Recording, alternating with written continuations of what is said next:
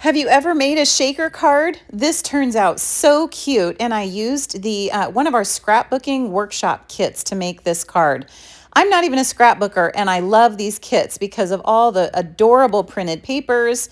There's like punch out die cuts in there, like ephemera pieces, and everything that you need to make tons of projects. I've completely fallen in love with these kits.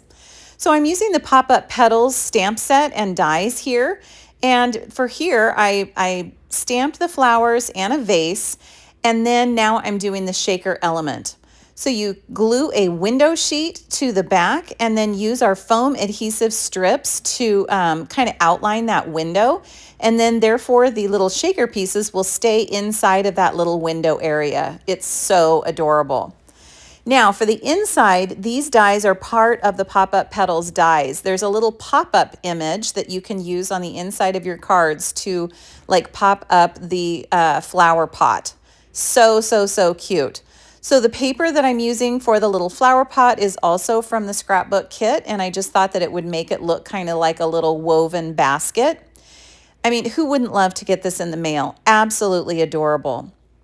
And then when I attach things like this on the inside of my cards, I like to do one side at a time because that way it makes it really centered and it makes it stick well. So see, I did the back and then we'll do the front. And then I have some braided trim and a sticker that's also from the set. I love those workshop kits. So you can find all the links and details for this on my website. You can go to madetocreatewithlisa.com. I hope you will consider supporting my small business. Thank you so much for being here. Have a wonderful day, and I hope you will try making a shaker card.